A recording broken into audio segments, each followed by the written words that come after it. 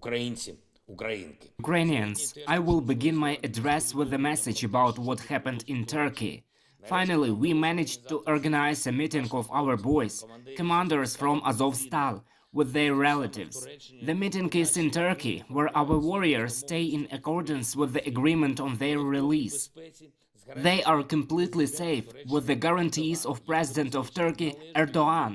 They are provided with proper conditions, and now they can see their relatives. They have not seen each other for many months, and now I thank everyone who made it possible for them to be with their families again. And we will do everything to make such a meeting possible for the families of all Ukrainians who are still in Russian captivity one day, a meeting with their relatives. Ukraine appreciates people, saves people, and helps all those who need help.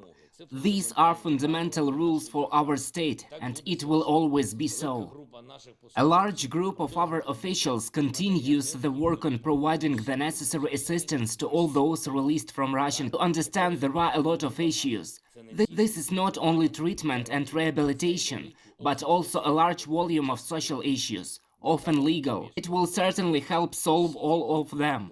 At the time, everything is being done quite intensively at various levels of government to restore normal life in the areas liberated from the occupiers. In total, these are more than 450 settlements in the Kharkiv region alone.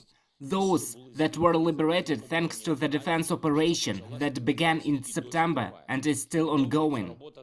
Of transport, post office, police, normal supply of water, gas, electricity is being restored as much as possible.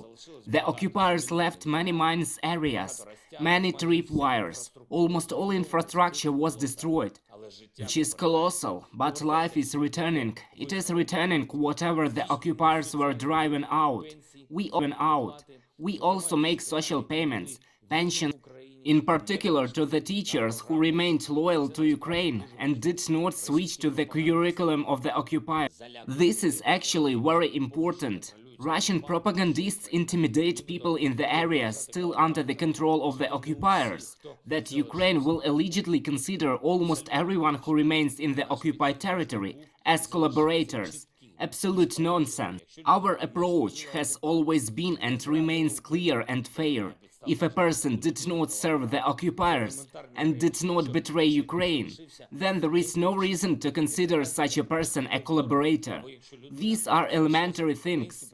If the teacher remained a Ukrainian teacher and did not lie to the children about who is the enemy, or if a person remained a Ukrainian employee of the Ukrainian Utilities Service and, for example, helped preserve the energy supply for people, then such a person cannot be blamed for anything. Hundreds of thousands of our people were in the temporarily occupied territory. Many helped our military and special services. Many simply tried to survive and waited for the return to the Ukrainian flag. Of course, there were those who betrayed Ukraine, but such cases are quickly established by the security service of Ukraine and are not massive. Russia did not meet mass support in Ukraine, and this is a fact.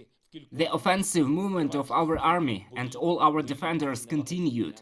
There are new liberated settlements in several regions. Fierce fighting continues in many areas of the front, but the perspective of these hostilities remains obvious. More and more occupiers are trying to escape. More and more losses are being inflicted on the enemy army.